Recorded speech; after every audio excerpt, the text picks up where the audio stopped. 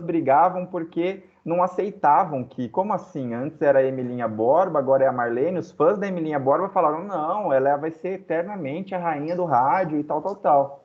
Né? Então ele fez uma comparação que talvez no mundo, não tão atual, mas se a gente colocar aí nos últimos 5 anos e tudo mais, sempre houve uma rivalidadezinha entre Ivete Sangalo e Cláudia Leite. Se a gente colocar num contexto aí lá nos blocos de carnaval da Bahia, até hoje isso rola, entendeu? Então, ele trouxe uma realidade do que acontecia lá atrás, com esse concurso das rainhas do rádio, para os dias atuais, né? Que era isso que pedia o enunciado. Em defesa de vossas musas. E aí, poder de síntese, ele trouxe uma notícia, uma propaganda, então ele fez como se fosse ali uma volta de um bloco e deu 56 segundos, que era o nosso foco, trabalhar em até 1 minuto, né? Então, parabéns, Ana, parabéns, Léo. Para quem estava até com um pouco de dúvida ainda do que era a produção desse programa, vocês podem até entender como é que foi a ideia deles e isso dá uma oxigenada aí no pensamento de vocês, beleza? Valeu mesmo. Obrigada mesmo, Bruno. Ajudou, Caião? Ixi, eu tô perdido ainda, mas tá melhorando. Então vamos lá, vamos para o conteúdo. Pode falar. Só fazer um rápido comentário aí. Na moral mesmo, eu sempre brinco bastante com ela, mas assim, queria agradecer a Ana aí pela força, principalmente nessa questão das ideias sintetizadas. Porque, como já comentei contigo há alguns dias, eu tenho muita dificuldade com isso, né? Eu estou muito acostumado, até pelo meu trabalho como mestre de cerimônias, a pegar textos sintetizados, resumos, e ter que desenvolver um evento ali de 1h30 até 3 horas em cima daquilo. Mas o contrário... Você faz o trabalho contrário, né? Sim. E a Ana me ajudou muito nisso. Coisas que estavam ali no texto, que estavam poluindo o texto, coisas que estavam sendo repetidas. Eu falei, tira isso, mexe naquilo outro. Então, assim, agradecer ela aí pela paciência, pela parceria também. Eu zoei que a gente foi até madrugada. A gente parou de falar, era quase meia-noite, batendo em cima, porque, assim, cara, é aquilo que o Vagnão fala, parece fácil, mas não é. Tá. Pois é, Valeu. E parece que o fã-clube mudou, não é mesmo? Agora é o Léo que é do fã-clube da Ana. Cara. Não, verdade. A gente trabalhou junto. A gente trabalhou junto. Eu acho que a gente veio se somar, né? Ele botou a mão na massa e eu trabalhei nos bastidores, como eu sempre sei fazer, trabalhar nos bastidores, mas a gente veio para somar. Muito legal. E agora eu estou completamente curioso e ansioso para receber os outros trabalhos até terça-feira. Lembrando que amanhã vocês vão ter aula com o professor Danilo. O professor Danilo ele tem muitos projetos de audiovisual reconhecidíssimos. Tem até um livro, tudo mais. Então, suguem o máximo dele, tá? Porque nessa área o cara é muito bom mesmo. Nessa área de produção audiovisual, ele é muito bom. Então, ele vai conversar um pouquinho com vocês sobre isso. E eu e o Wagner já estamos incorporando ele na equipe, né? Cada vez mais ele faz parte aí das turmas de radialista, principalmente quando a gente for começar a oferecer as turmas também na área de televisão. Ele vai ser peça fundamental, né? Exatamente por causa dessa produção audiovisual que ele tem esse dom. E hoje a gente vai falar um pouquinho sobre as teorias da comunicação, né? Eu começo sempre fazendo uma brincadeira, né? Vocês vão perceber que como eu não estou compartilhando... eu vou compartilhar assim que é melhor, vai. Então, primeiro eu pergunto para vocês o que é comunicação. Se alguém souber de alguma forma explicar isso, por favor, abra o microfone e pode falar.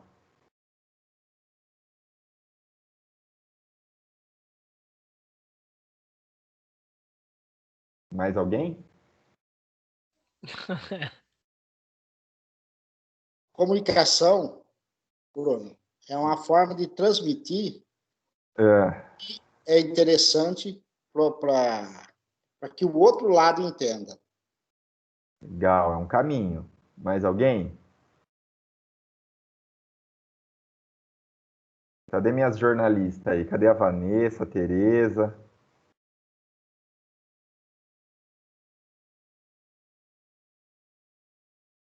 Sumiu tudo. Tem alguém pedindo para entrar e vocês podem ir habilitando? Porque eu tô... Marina, beleza. Galera, mas é isso mesmo. Não vou segurar muito nesse slide, porque comunicação é aquilo que todo mundo sabe o que é, mas ninguém consegue definir o que é, tá? Eu falo que comunicação é isso. É algo que a gente faz, que a gente vive a nossa vida inteira, que a gente tem contato a nossa vida inteira, mas que se você precisar definir numa frase o que é comunicação, acaba ficando muito difícil. E aí, com esse caminho, né, todo mundo pensando, o que é comunicação, como funciona a comunicação, que surgiram as teorias da comunicação, né? Óbvio que sempre vai ter um matemático tentando explicar como que algo funciona. Então, sempre que alguma coisa funciona, sempre que alguma coisa do mundo acontece, algum fenômeno no mundo acontece, um matemático tenta explicar de alguma forma exata como isso funciona. Então, a primeira teoria da comunicação não poderia ser diferente. A primeira teoria da comunicação é uma teoria matemática da comunicação, que eles entendem o quê? Que uma fonte de informação, que começa tudo em uma fonte de informação, que passa por um transmissor, por via de um canal, até um receptor que destina a algo, tá? Nesse canal pode haver uma fonte de ruído. Então é algo bem simples de se entender.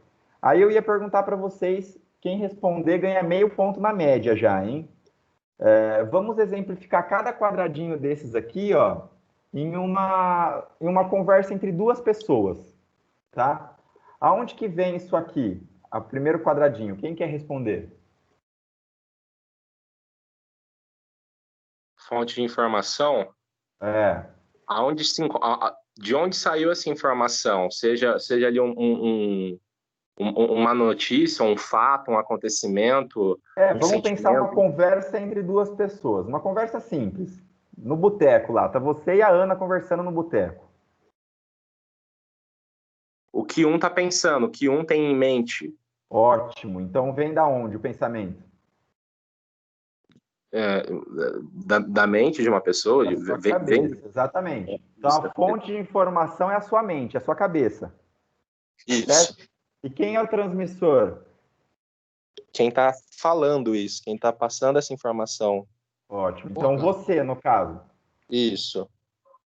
E o que é o canal nesse momento? A conversa. A conversa, exatamente. O receptor? Sou eu. A Ana, o ouvido da Ana, podemos dizer. Que vai para onde? Aonde que essa mensagem vai ser processada? Mente dela, cabeça dela. Mente da Ana. Então, olha que legal. Até a matemática explica que até numa conversa entre duas pessoas, a gente vem... Você pensou em algo, você transmitiu algo por via da voz, que é o canal, que foi recebido pelos ouvidos da Ana e foi levado até a mente da Ana. Então, eles entendem que a comunicação também é a forma de você conseguir tirar algo que você está pensando para a Ana passar a pensar. Certo? Sim. E aí, no caso, essa fonte de ruído pode ser qualquer barulho que esteja acontecendo ali no bar ou qualquer coisa desse tipo. Show. Então, bem simples aí, a comunicação é entendida como um processo de transmissão de uma mensagem por uma fonte de informação através de um canal de comunicação para alguém que receba essa comunicação, um destinatário. Aí os canais de comunicação, a gente já falou sobre isso, então eu vou passar bem rápido, tá? Primeiro, canal massivo, aí quando a gente for falar de canal agora de comunicação, as teorias passaram a ser estudadas a partir do momento em que um canal de comunicação começou a atingir a massa. Então, aqui na teoria matemática da comunicação, eles tentavam entender como que duas pessoas conversavam, desde essa parte. Já as próximas teorias que a gente vai ver, eles começam a estudar o quê? a partir do momento em que uma comunicação é feita por um meio de comunicação em massa, tá? Então, o jornal foi nosso primeiro meio massivo aí de comunicação. Depois nós tivemos o rádio, né, que foi o segundo meio. Chegamos ao cinema, que na época, apesar de restrito, também era um meio de comunicação em massa. Depois fomos para a TV, que na década de 60, 70, e no Brasil 70 e 80, se tornou o mais importante meio de comunicação em massa do mundo. E depois chegamos à famosa internet, né, que é o canal de comunicação hoje mais atual, utilizado. Então, por mais aí que nós ainda tenhamos o rádio, a televisão, poucos jornais, mas ainda temos a mídia escrita, a internet hoje é o meio de comunicação de maior acesso, tá? Até aí a gente já tinha conversado sobre isso, nenhuma novidade. Então, como eu estava falando, a partir do momento em que a comunicação ela começou a ser divulgada, né? Então, lá na teoria matemática, aqui, se a gente pensar que o transmissor, né, utilizado de uma fonte e utilizando um canal, ele vai começar a distribuir essa mensagem para diversos receptores que serão destinadas a diversas pessoas, a gente precisa entender como que se deve comunicar, tá? Então, o crescimento dessa difusão, né, a partir do século XIX, transformou os meios de comunicação de massa em empresas que buscam lucro com as demais que atuam na iniciativa privada. Então, pessoal, vamos recapitular um pensamento que a gente pensou lá nas primeiras aulas. Eu acho que eu fiz essa discussão com vocês na segunda aula, né? Que ele fala assim, a partir do momento que um meio de comunicação ele atinge muitas pessoas, né? E muitas pessoas estão em acesso a esse meio, ele começa também a ser um formador de opinião, esse meio de comunicação. Né? A pessoa que está utilizando desse canal de comunicação começa a ter a responsabilidade de sugerir aí algumas demandas. Então, eu lembro que a gente tinha falado e chegado a uma conclusão que desde o mais simples ali, a compra de um sabonete, de um pacote de bolacha, até uma decisão religiosa, política, cultural, né? Esses meios de comunicação podem estar nos influenciando. Vocês lembram disso? Alguém pode falar lembro ou não lembro. Sim. Ótimo. Sim. Então, agora a gente vai falar um pouquinho sobre essas teorias da comunicação e eu quero que vocês vão relacionando elas à forma que talvez vocês conheçam algumas pessoas ou vocês conhecem alguns tipos de notícias que vocês entendem que funcionam também dessa forma. Né? A primeira teoria que foi estudada e foi escrita, né, foi a teoria hipodérmica. Né? Por quê? Por que esse nome, teoria hipodérmica? Ela tem até um apelido que chama teoria da bala mágica, tá? Porque ele entende que, quando há um estímulo, né, uma mensagem da mídia, ela vai adentrar no indivíduo, então ela vai acertar ali a mente da pessoa sem encontrar nenhuma resistência. Da mesma forma que uma agulha hipodérmica. Então, eles deram o nome de hipodérmico porque uma agulha hipodérmica, ela introduz a pele da pessoa, introduz o corpo da pessoa sem encontrar nenhuma dificuldade. Então, eles começaram a pensar que o quê? Se você fosse até o rádio, por exemplo, que é um veículo de massa, que todas as pessoas estavam ouvindo naquela época, e você fizesse um pronunciamento onde você falasse que a partir de hoje, todo mundo teria que usar camisetas roxas, as pessoas passariam a usar camisetas roxas sem nenhuma discussão sobre o assunto.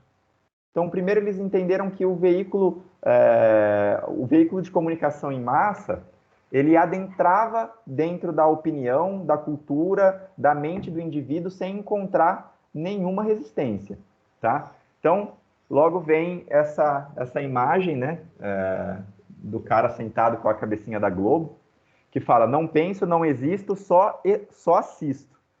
Para a teoria hipodérmica, ó, o primeiro objetivo era entender o comportamento do público. Eles foram estudar como que o público se comporta quando ele recebe uma mensagem, né? Aí ele pensa que o indivíduo ele podia ser controlado, manipulado, levado a agir. Olha como que era a primeira teoria da comunicação. Eles já pensavam em manipulação, eles já pensavam que a comunicação dentro de um veículo de massa, né, ele fosse algo que fosse usado para manipular, tá? Aqui eu não consigo enxergar por causa de Tinha por princípio cada elemento do público é pessoal e diretamente atingido pela mensagem. Então ele pensava no público como individual, ele ainda não pensava no público como parte de um grupo social, ou parte de um grupo político, parte de um grupo religioso. Ele pensava que as pessoas eram individuais, tinham seus pensamentos e recebiam as informações de forma completamente pessoal, mas que todos eles eram atingidos, né? E aí, para defender isso, né, eles levantaram a ideia da comunicação do Hitler, que ele utilizava da técnica da comunicação para convencer as pessoas. Então ele falava, né, que a guerra era uma ação boa, né, que a guerra era necessária, que era uma boa ação. Então ele convencia as pessoas através do quê? Através de um veículo de massa. Então, ó, o principal meio de comunicação que o Hitler usava e fazia seus discursos na época era o rádio, para propagar o nazismo. Então, por isso que eles entendiam que o veículo de massa ele trabalhava nessa função de atingir as pessoas em uma intenção de manipulação, né? E que todas as pessoas seriam atingidas sem qualquer tipo de obstáculo, tá? Então, isso lá atrás, a primeira teoria para entender como que a comunicação funcionava, eles pensavam dessa forma. E aí chegou um cara, né, o Howard Laswell, e ele pensou o seguinte, ó, beleza, eu entendo essa questão de que a comunicação é feita em um veículo de massa para atingir o público e causar, né, no caso também, uma certa manipulação, um certo controle, uma certa influência. Mas tem algumas coisas que precisam ser levadas em consideração, né? Então, por exemplo, quem está falando, né? Quem está ligado, quem é o emissor dessa mensagem? Ele começou a entender que também importa quem é essa pessoa. Olha como a gente consegue já trazer isso para os dias atuais, né? Então, quem que está emitindo essa mensagem para que cause esse efeito hipodérmico, né? Quem está usando essa mensagem é o presidente da República. Então, beleza, aquelas pessoas que acreditam, seguem o presidente da República, logo estarão sendo atingidos de uma forma hipodérmica, tá? Mas essa pessoa diz o quê? Se o presidente da República for lá na mídia e falar que o coronavírus é só uma gripezinha, as pessoas vão acreditar? Hoje Então, já acreditaram, né? Eu fiz isso de propósito, gente. Mas Bruno, o conteúdo... não tô vendo nada. Agora eu tô vendo você. E a tela vocês não estão vendo? Não, eu não tava vendo nada. Eu tava vendo tudo só o áudio. O slide sumiu também. Eita, então foi isso, gente. Peraí, vou pôr de novo aqui. Estão vendo agora? Agora sim. Voltou. Ótimo. Então, ó, o que o modelo de Laswell fala? Então, beleza, a gente entender que essa comunicação atinge as pessoas. Só que para atingir, a gente precisa entender quem emitiu, qual é o conteúdo dessa mensagem, né? Depois pensar qual é o canal de comunicação que essa mensagem vai utilizar.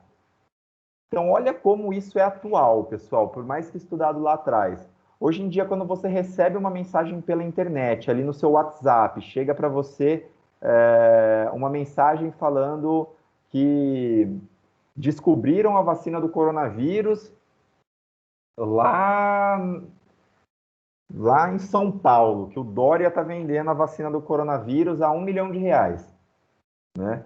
Você recebe isso pelo seu WhatsApp, no grupo da família, pelo aquele seu tio que compartilha tudo que recebe. Você não vai fazer uma análise desse e-mail?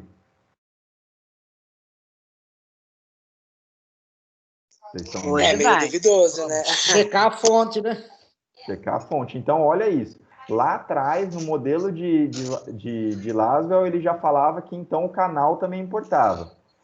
E aí, ele também perguntava a quem essa mensagem está sendo destinada, né? Então, por exemplo, quem está recebendo também importa, né? Porque ele começa a entender que o indivíduo, ele tem uma certa particularidade. Tem pessoas que vão ser afetadas pela mensagem e tem pessoas que não serão afetadas pela mensagem. Nas próximas aulas, a gente vai depois estudar um efeito de comunicação, um efeito da comunicação que é muito atual e que faz com que o rádio acabe se destacando nesse sentido de comunicação, que é um efeito do Big Data, um efeito dos sistemas de computador que acabam prendendo você dentro de uma bolha de informações, tá? Então, depois a gente vai estudar sobre isso, também é algo muito legal de se ler, de se procurar, de se estudar, porque vocês como comunicadores, vocês precisam procurar de toda forma escapar dessa bolha, tá? E sair de dentro dessa bolha da comunicação, senão vocês serão completamente segmentados, tá? E aí eles pensam também no efeito, né? Eles fazem uma análise ali da audiência para entender né, qual é o efeito, né, que efeito que você quer causar com essa mensagem. Já começa a entender que talvez, se o povo não tivesse predestinado à guerra, se o povo não tivesse, de alguma forma, algum tipo de preconceito, algum tipo de nazismo ali dentro da personalidade deles, eles não aceitariam essa mensagem de uma forma tão hipodérmica, tão sem barreiras, beleza?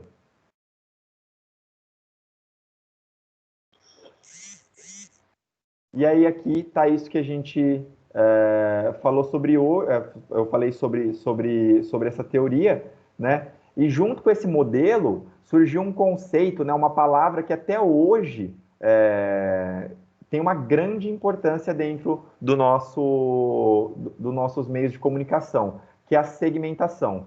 Então, desde que lá em 1948, desde 1948, quando eles estudaram esse modelo e estudaram esse paradigma, né? Eles entenderam que o quê? Que a gente precisa entender qual é o público que a gente está falando. Eu não tô conseguindo ouvir. Mais alguém está com problema de me ouvir? Vocês estão me ouvindo, pessoal? Eu tô, perfeito. Aqui normal também. Então, Aqui também tá normal. surgiu esse conceito de segmentação, né? Quem que pode falar para mim um pouquinho o que sabe sobre segmentação?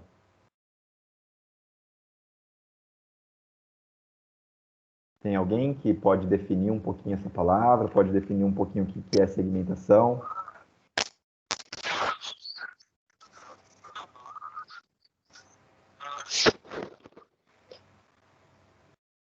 É uma linha de pensamento? Mais ou menos. Segmentação, pessoal, é o quê? É quando a gente entende que um certo grupo de pessoas gosta de algo.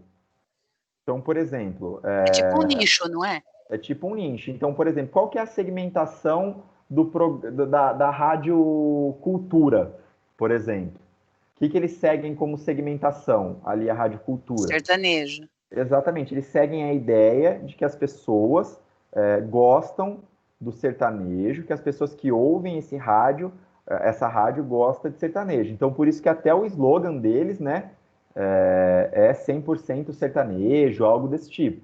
Por quê? Porque eles segmentam o público do sertanejo ao ouvirem a cultura, né? Então, o que acontece? Eles criam uma programação para atingir esse público. Então, vamos supor, eu gosto de música eletrônica. E aí, quando eles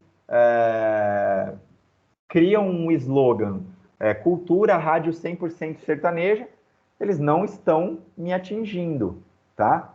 Então, qualquer tipo de comunicação voltada a essa segmentação não vai me atingir, tá? Porque eu não entendo, no caso, sobre esse assunto, então eu vou procurar algo que me agrade. Logo em seguida, o pessoal começa a estudar, né, a abordagem, as abordagens que já foram discutidas, mas começam a evoluir isso para um outro tipo de teoria, que é a teoria da persuasão. Diferente lá da teoria hipodérmica, eles entendem que o indivíduo ele não é atingido diretamente pelaquela mensagem que você emitiu por um veículo de comunicação. Eles entendem que você passa por diversos filtros psicológicos individuais. Então, por exemplo, quando ele fala aqui, né, que é semelhante ao behaviorista, é uma teoria psicológica que fala que cada indivíduo tem que ser estudado de acordo com aquilo que ele viveu, né? Então, o que a teoria da persuasão fala? Que você não deve, no caso, ir direto ao ponto, atingir diretamente a pessoa com a sua mensagem de uma forma que ela não vai criar obstáculos, que isso pode, de alguma forma, trazer resultados ruins. Mas ela pensa, ó, como diz aqui o quadrinho, né, que a audiência ele vai ficar interessado pelos assuntos a quais eles estiverem mais expostos. Então, por exemplo, ele fala aqui, ó, una-se a mim, poderemos governar a galáxia como pai e filho. E aí o filho responde, eu nunca vou me unir a você. E aí o pai fala, quer ir tomar sorvete? Aí o filho responde, eu talvez me una a você. Então o que ele usou aqui? Ele usou algo que o filho gostava para tentar convencê-lo aos poucos a fazer aquilo que ele quer. Primeiro ele precisa trazer o ouvinte para ele. E depois ele, com doses homeopáticas, transformar aquele pensamento, tá? Como eu falei para vocês que a gente vai estudar mais para frente a questão da bolha, né, da bolha que nós estamos inseridos por causa do Big Data e da internet, né, eu gosto muito de ler isso aqui, ó, que ele fala assim, ó, em relação à audiência, o indivíduo ficará interessado pelos assuntos aos quais estiverem mais expostos.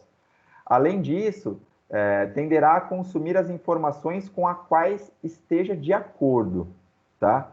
Em alguma ocasião, o indivíduo até mesmo distorcerá o conteúdo das mensagens recebidas de forma a adequá-las à sua forma de entender a questão. E aí eu faço uma questão que eu não quero que gere discussão agora, mas só para a gente pensar. Alguma semelhança dessa teoria da persuasão à nossa situação política atual no Brasil? Muita. Com Vamos lá, certeza. gente. Quero que vocês participem. Estão dividindo, né? Então é assim, o que acontece muitas vezes, né? A gente recebe lá uma notícia sobre, vamos levar um assunto que pode ser menos polêmico nesse sentido, né? Então a gente recebeu lá a notícia de que a Rússia está desenvolvendo uma vacina do coronavírus, que já desenvolveu a vacina do coronavírus, na verdade.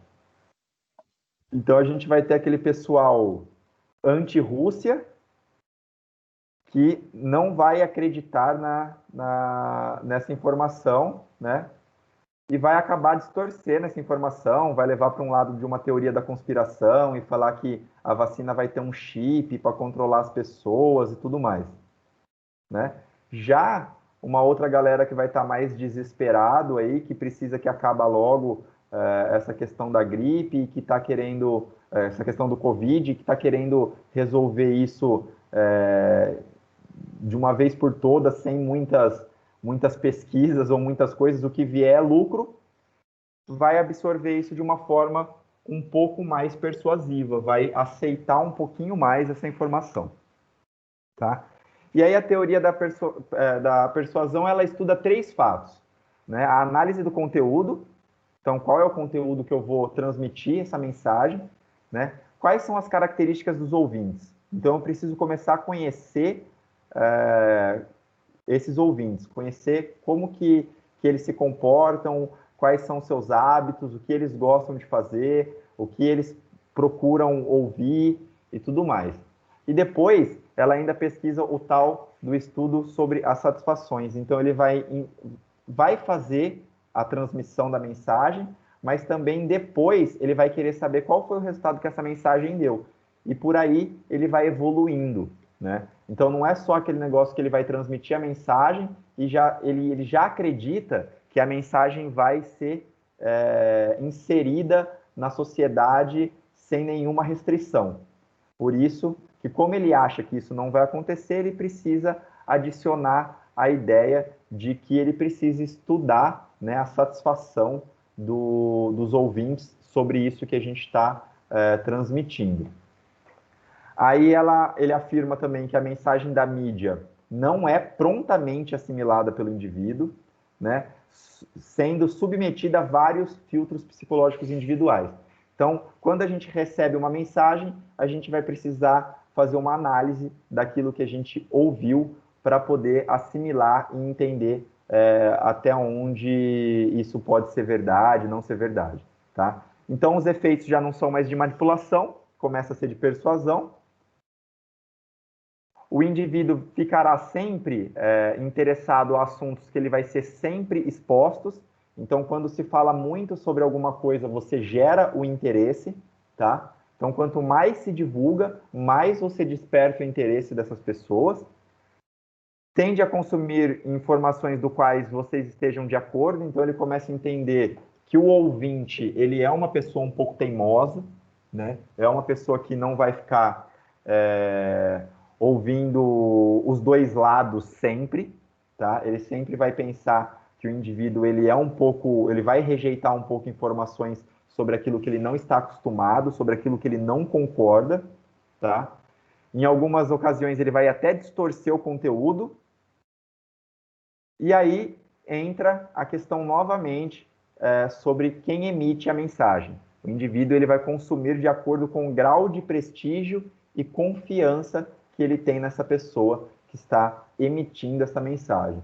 Então, muitas vezes, pessoal, eu gosto muito de acompanhar o esporte, né? Futebol, principalmente, eu gosto bastante. Então, às vezes, eu estou ali no Instagram, vendo as notícias do Instagram, e aí aparece alguma notícia. A tal jogador está sendo transferido para tal clube. Nesse momento, eu vejo e não acredito, e não levo isso como verdade.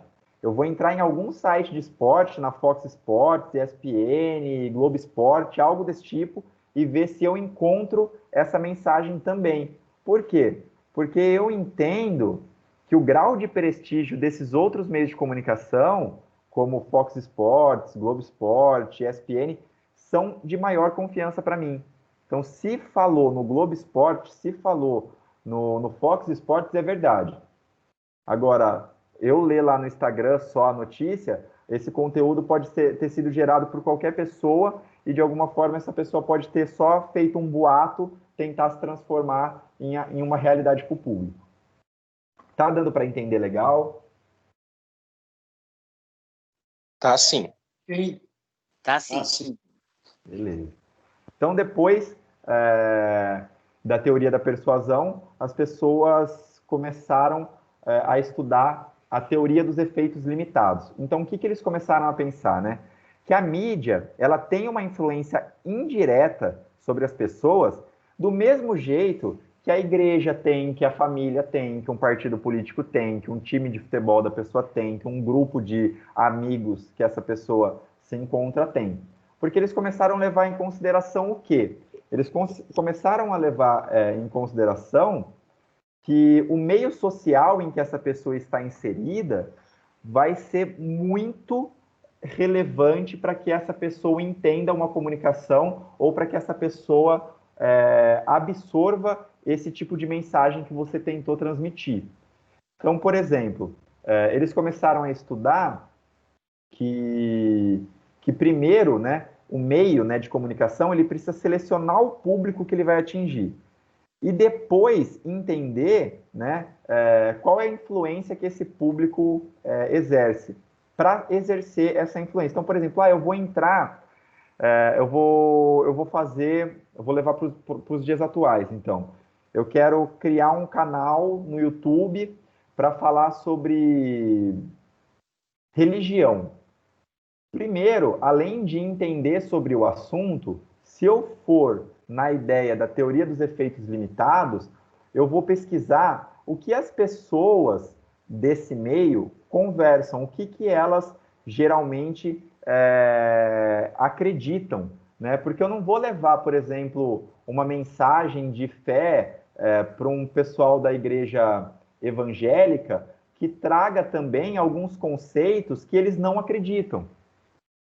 Então, eles começam a entender que esses meios sociais em que a gente vive também exercem a mesma influência que o veículo de massa. Então, a gente não pode bater de frente com esses meios. No máximo, se você quiser, de alguma forma, trazer uma informação de qualidade para esse público entender, você vai ter que falar a mesma língua que esse meio que a pessoa está inserida fala, tá? Então, coloque em vantagem a influência pessoal em relação à eficácia dos veículos de massa. Ele começa a entender que o meio em que a pessoa vive, às vezes, influencia mais a pessoa do que o meio de comunicação. Então, para você ter sucesso a respeito disso, das duas, uma. Ou você fala a mesma linguagem, ou você acaba se tornando, né, um formador de opinião. Então, como que você une o útil ao agradável? Você vê aí diversos pastores com programa de televisão, você vê diversos aí... o próprio Sérgio Cortella tem um programa diretamente na CBN, né? Então, são pessoas que já são formadores de opinião em algum tipo de assunto, que começam a ficar vinculados a um veículo de comunicação em massa, porque daí eles entendem o quê? Se esse cara já é um formador de opinião dentro daquele meio social que eu quero atingir, se eu der um veículo de comunicação de massa na mão dele, ele vai conseguir atingir muito mais, com muito mais sucesso essas pessoas. E por último, né, para a gente conseguir finalizar dentro do horário, a gente tem a teoria funcionalista, que aí começou, é uma teoria mais atual, tá? Bem mais atual, que aí começa a estudar as funções que a mídia exerce na sociedade, né? Então, em vez de pesquisar apenas o comportamento do indivíduo, ele começa a estudar a ação social enquanto consumidor de valores e modelos que se adquire comunitariamente.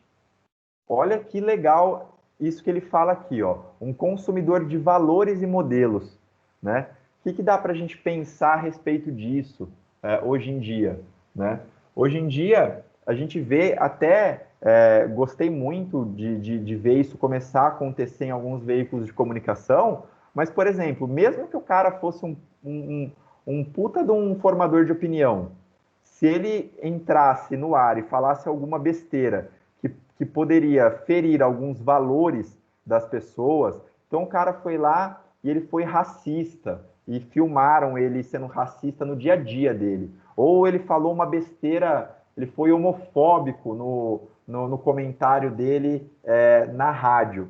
Esses caras começaram a ser demitidos da televisão, começaram a ser demitidos do rádio, eles começaram a ser cortados do veículo de comunicação, porque eles entenderam que a gente precisa se preocupar, sim, e estudar também o consumidor e entender que essas pessoas que recebem essa informação, elas têm valores, elas têm princípios, elas acreditam em algo, né, e que isso não pode ser descartado, tá? Então, ela já começa a se distanciar bastante lá da primeira teoria, que é a teoria hipodérmica, né? E aí ela começa a estudar a mídia em alguns casos excepcionais, como algumas campanhas políticas, mas também em algumas situações do cotidiano, tá? Então, ela estuda as funções exercidas pela mídia na sociedade. Então, ela começa a pensar na mídia como uma função e não apenas, né, como efeito. Em lugar de pesquisar o comportamento do indivíduo, ele começa a estudar a ação social, tá, do indivíduo. Entende que a mídia deve trabalhar, né, com essas funções exercidas também em situações cotidianas e não só mais em decisões de compras ou algo desse tipo. E estuda funções desenvolvidas pelo sistema de comunicação de massa. Então, atribuição de status, reforço de prestígio, reforço de normas sociais. Então, ele começa a entender o meio de comunicação também como um prestador de serviços em algumas situações. E aí eu coloquei aqui e eu quero que alguém acerte essa questão para mim poder ir dormir feliz e passar a atividade contente, como se vocês tivessem entendido tudo que eu falei durante 1 hora sem parar, né? Quero que vocês lembrem recentemente, em algo que a mídia trabalhou, esse efeito funcionalista, bem recente isso, gente, de uma forma benéfica ao público, e podemos considerar como uma situação corriqueira e cotidiana. Então, algo que a mídia influenciou, entrou lá para mostrar como é que faz, tá? Trouxe esse benefício, né, essa prestação de serviço para as pessoas, em algo que para a gente parecia ser tão normal. Bruno, Pode falar. eu acho que talvez, não sei se é essa linha de pensamento, mas talvez todos os cuidados que vêm sendo indicados e reforçados cada dia mais pelos meios de comunicação quanto à questão do combate ao Covid, né? Muita gente focando aí na questão da vacina, óbvio que é importante, a vacina, o álcool gel, a máscara, mas coisas básicas que até um tempo atrás eram ensinadas e reforçadas desde cedo e deixaram de ser, e hoje tem que ser repetido o tempo todo na TV para que a galera se lembre de lavar a mão, colocar a mão à frente do nariz, da boca antes de espirrar, enfim. Acho que talvez isso. Perfeito, exatamente o mesmo exemplo que eu ia usar. Então, pessoal, a televisão, eu vi em diversos programas a televisão vindo à tona para ensinar as pessoas a lavar as mãos.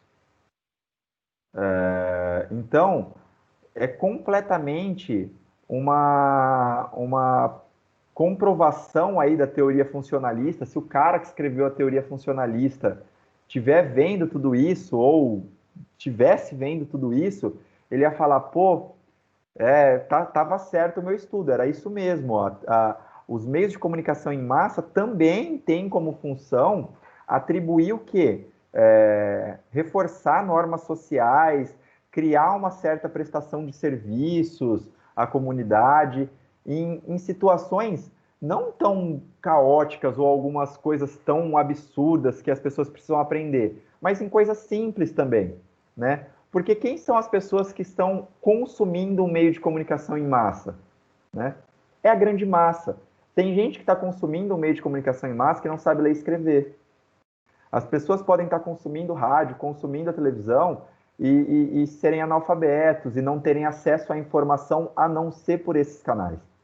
Então, quando a gente pensa no papel, né, que vocês aí se formando como comunicadores têm a respeito de tudo isso, eu venho novamente bater na tecla da tal da responsabilidade. Olha o tamanho da responsabilidade que a mídia tem de, às vezes, lidar com um público que vai ter como você a única via de acesso à informação, né?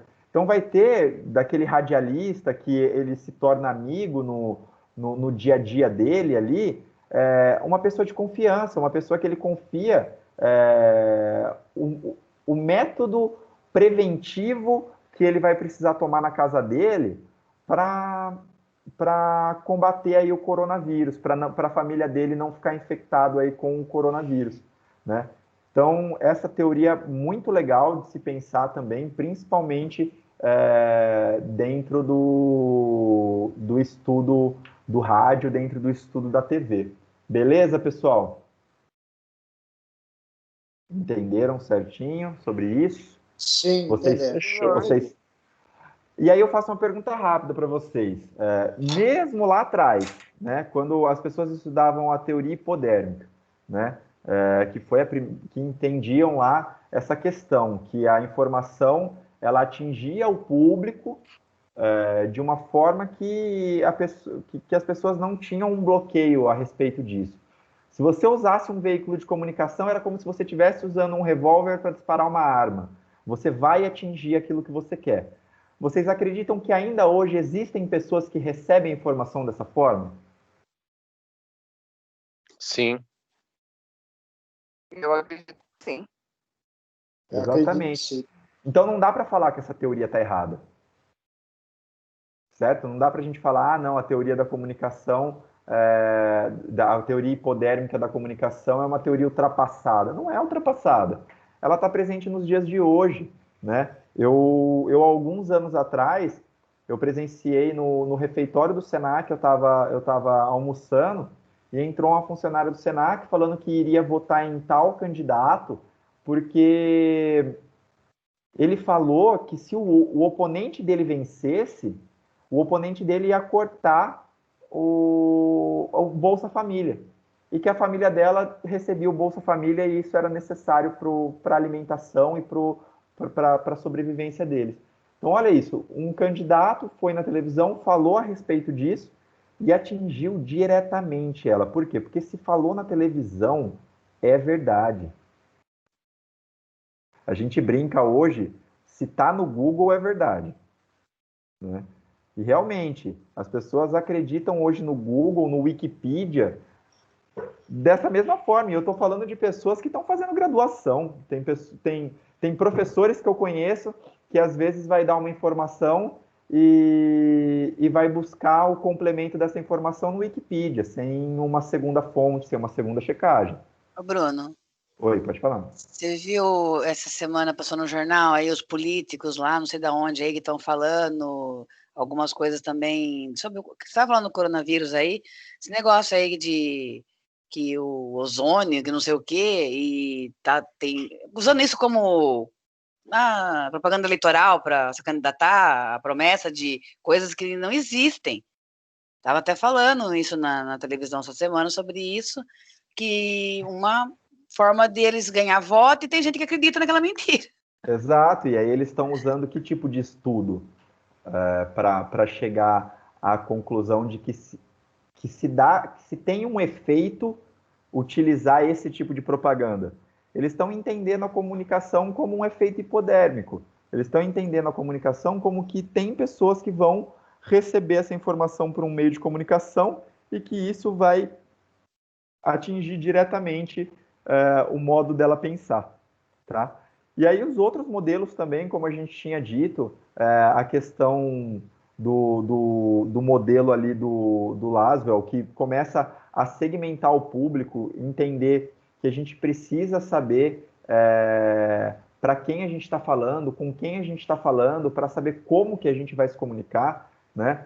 Pô, lá atrás os caras criaram a teoria para resumir a palavra segmentação, que hoje é tão falada. Se você trabalhar dentro de uma rádio, trabalhar dentro até mesmo de um canal de YouTube ou algo desse tipo, vocês vão entender que a primeira coisa que todo mundo dá de dica é: conheça o seu público-alvo, quem você quer atingir. Né? Até mesmo quando você vai fazer uma propaganda. Né? A primeira pergunta é assim: mas para quem você quer atingir com essa propaganda? Para quem é esse produto? Para quem é essa propaganda? Tá? E aí, pessoal, vou deixar com vocês, vou mandar para vocês um link do YouTube sobre um documentário, tá? Que vai ser atividade aí, que também vai ser, vocês também vão entregar lá na terça. É um documentário, ele tem 50 e poucos minutos. Eu quero que vocês prestem atenção, mas com esse viés, com essa visão, com a visão da teoria da comunicação, tá? Com a visão do veículo de comunicação em massa, de alguma forma mudando alguns hábitos das pessoas, tá? E aí, depois que vocês assistirem, vocês vão responder 1, 2, 3, 4, 5 perguntas. E aí vocês podem escrever em Word, Excel, no caderno e tirar foto, qualquer tipo de arquivo e me enviar. Caião, você bate a foto aí, eu bato aqui. Tá lá, tá lá. Ó, que menino rápido, hein? Beleza. Então eu vou passar para vocês o link.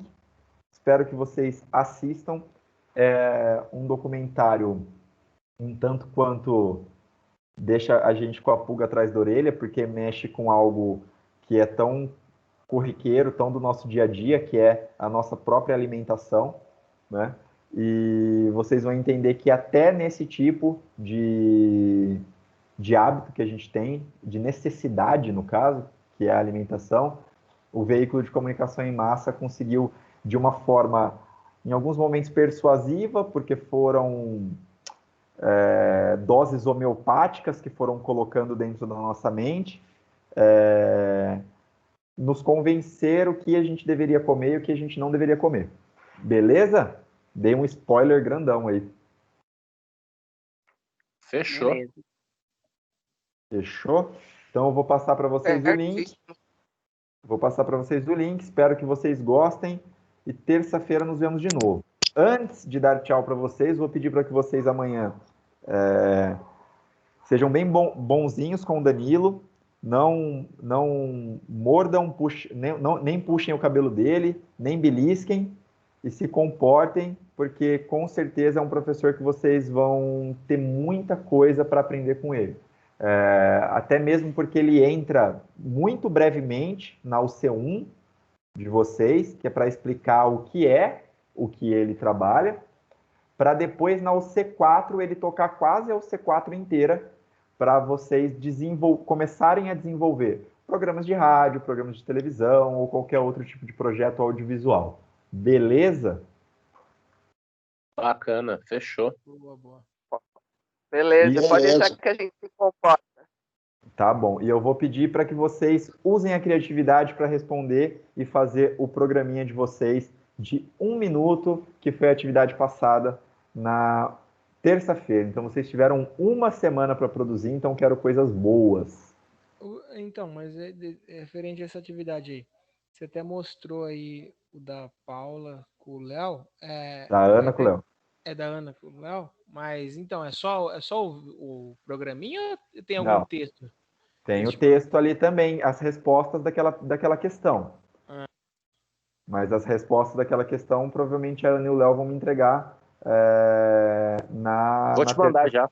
Não, essa do programa que você pediu para terça, que era para amanhã, também tinha que ter um texto, não tinha? Exatamente. Que não necessariamente é a mesma coisa do programa. Então entendam isso. Algumas pessoas ficaram na dúvida. Eu estou até abrindo aqui de novo. Vou abrir de novo aqui, ó, para vocês visualizarem.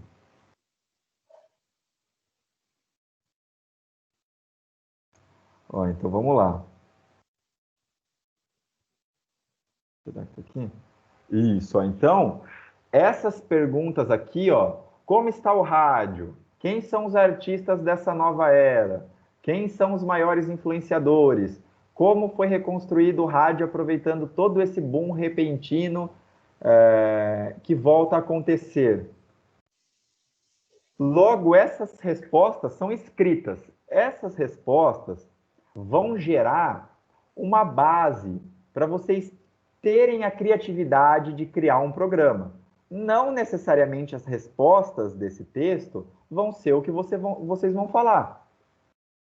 Mas pode ser baseado nisso. Baseado nisso. Então, por exemplo, você também não pode ser incoerente em falar que os novos artistas dessa nova era são o MC Kevinho e Pablo Vittar. E o Pablo Vittar. Ótimo. E aí, aqui no seu programa de 1 minuto, você pegar e falar assim, estamos aqui com um artista dessa nova geração de ouro, trago para vocês o Erasmo Carlos. Entendeu? Não tem nada a ver com o que você respondeu. Então, você não precisa necessariamente trazer o Pablo Vittar ou o MC Kevinho, mas você precisa trazer alguém que tenha o mesmo prestígio, o mesmo valor para o público. Porque se os artistas da era são esses caras, o artista que você está levando para o seu programa tem que ser alguém que tenha mais ou menos esse mesmo perfil, né? Sim, o duro que naquela época lá tinha muito doidão também. Não, mas no caso você tem que pensar nesse ano, no ano de 2020. Uhum. Tá? Desde o programa, quanto na resposta dessas questões. O ano é 2020. Não tem nada que Beleza? preste no ano de 2020. Como que, Covidão. que tem a ver essa parte aqui, ó, que fala que relembre algum programa da Era de Ouro, por exemplo. Quando o Léo fez o Léo e a Ana fizeram aquele comentário em que a Claudinha Leite e a Ivete Sangalo, os fãs delas, estavam tendo um tipo de atrito, estavam brigando, eles pegaram o dia de hoje, né, e relembraram algo que aconteceu no passado, com outros personagens, mas aconteceu. Uhum. Entendeu? Então, eu gostei de trazer também o exemplo deles para que vocês conseguissem ter uma ideia melhor sobre como fazer o de vocês também. Galera, então é isso. Boa noite. Vou parar a gravação aqui, mando para vocês, porque eu percebi que com essa entrada do pessoal do administrativo acabou um pessoal entrando, saindo, caindo. Vou mandar a gravação para